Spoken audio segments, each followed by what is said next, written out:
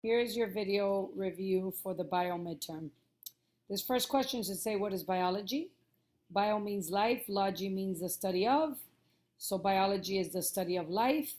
And you want to know that we study all living things and the interaction with non-living things when we study biology. The cell theory has 3 parts. All cells come from pre-existing cells. Cells are the basic structure and function of life or of living things, and all living things are made up of cells. If you are asked any question about the levels of organization, you need to know the following. Protons, neutrons, and electrons, or particles, make up atoms. Atoms combine and they form molecules. Molecules combine to form organelles. Organelles are the parts of a cell, so all organelles make up cells. Cells combine to form tissues. Tissues form organs, organs form organ systems, and organ systems make up an organism.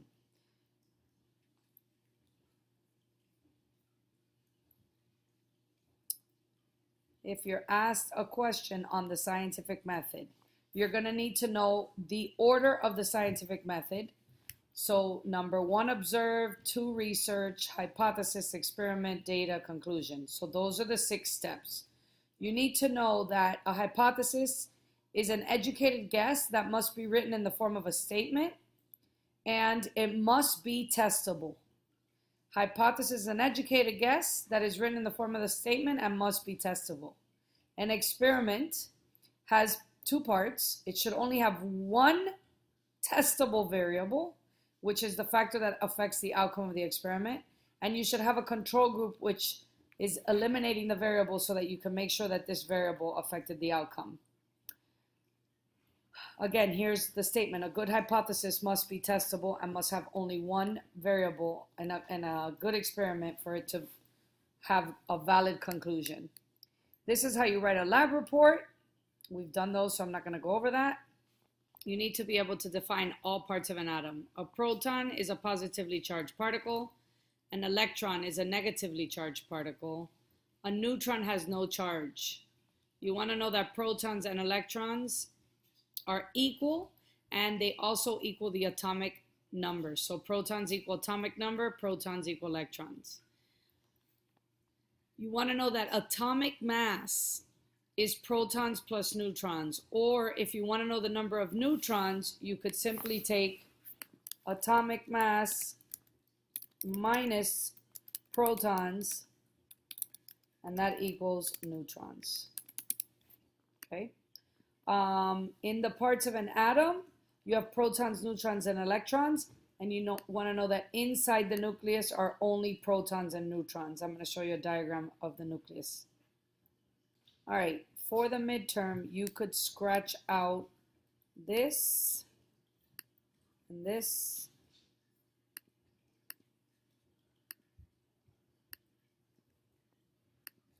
And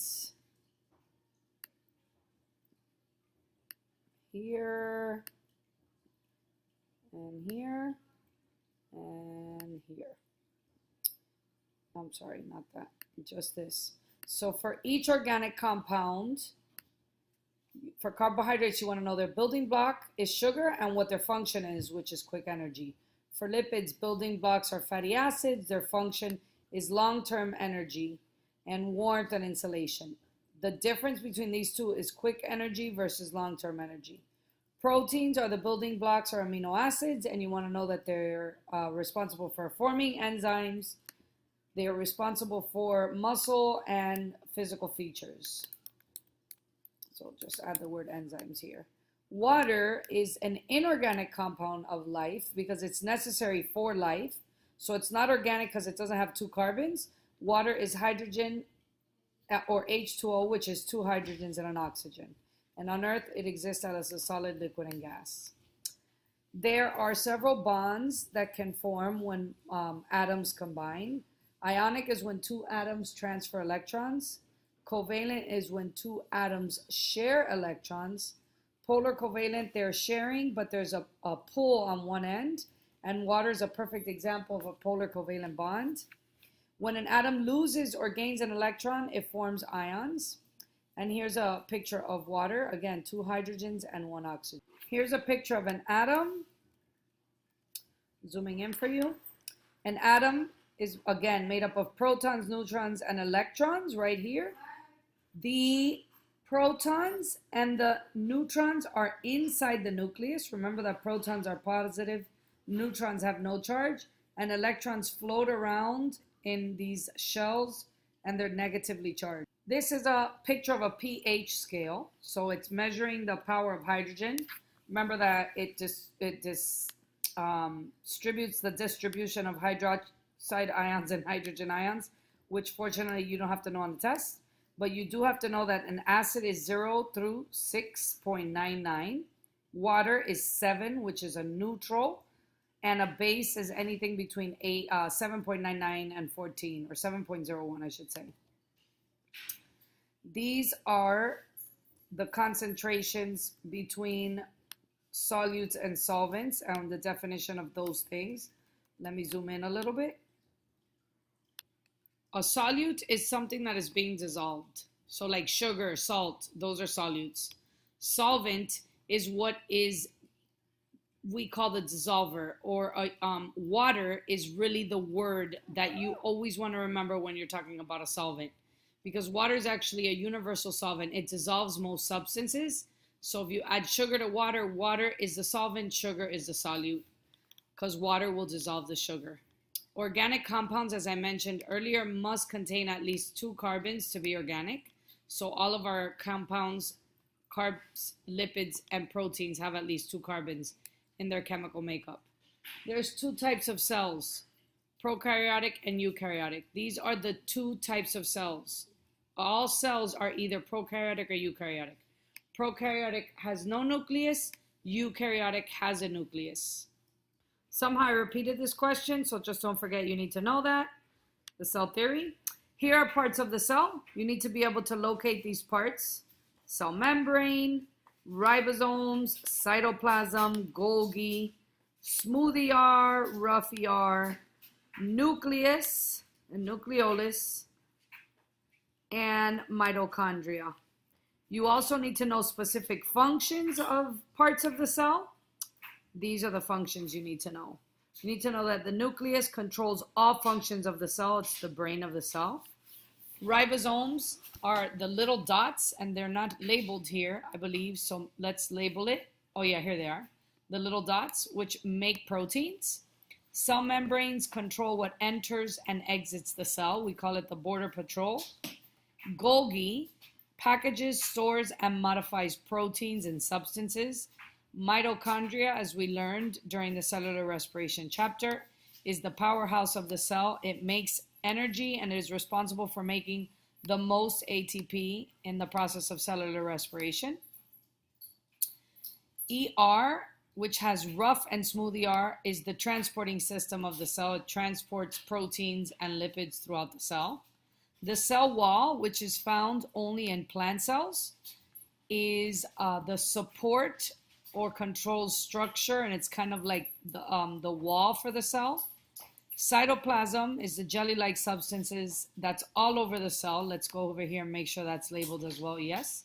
And it is a jelly-like substance that holds organelles in place. You want to know the difference between plant cells and animal cells.